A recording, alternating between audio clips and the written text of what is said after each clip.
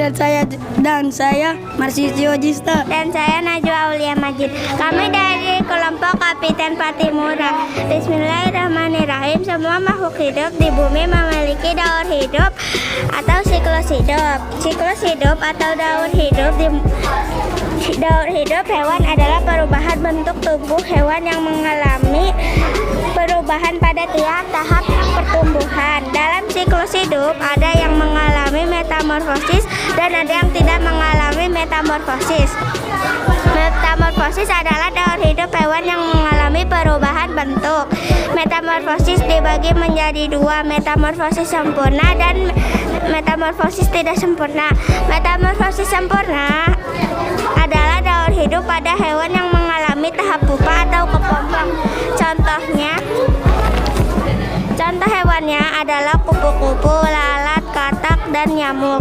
Metamorfosis tidak sempurna adalah metamorfosis yang tidak mengalami tahap pupa atau kepompong.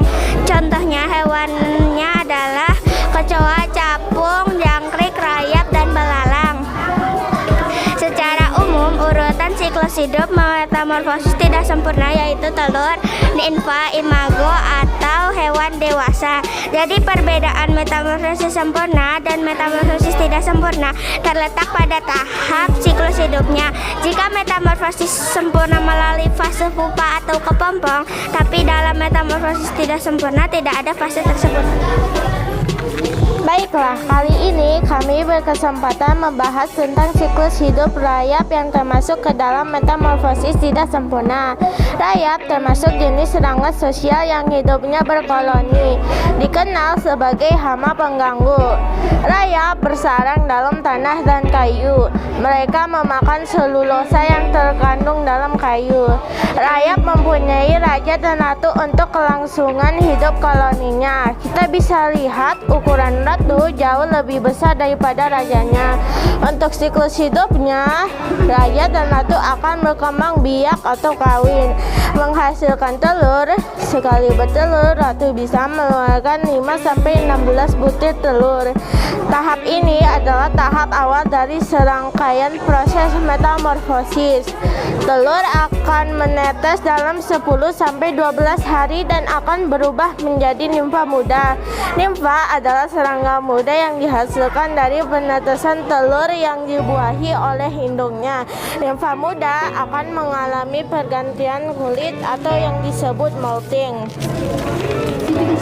Proses molting membuat nimfa muda menjadi nimfa dewasa. Proses molting terjadi 10-18 kali pergantian kulit dan membutuhkan waktu mulai dari 4 minggu untuk berkembang menjadi dewasa.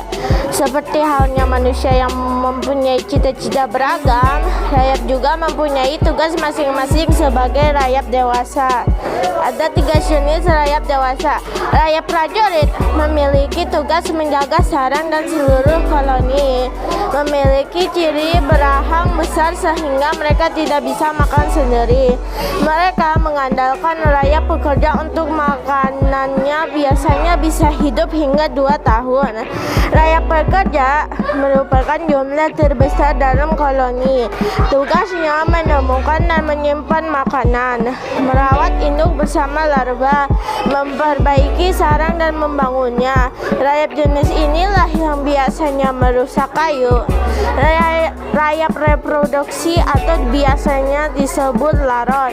Rayap ini adalah koloni ratu dan calon raja. Untuk menjadi ratu nimfa, rayap harus melalui proses metamorfosis yang tidak sempurna. Bentuk tubuhnya masih langsing dan masih memiliki sayap. Sayap-sayap ini digunakan untuk membangun koloni baru.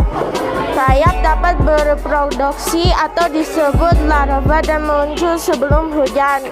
Bentuk tubuh yang bagus dan bersayap tidak akan bertahan lama.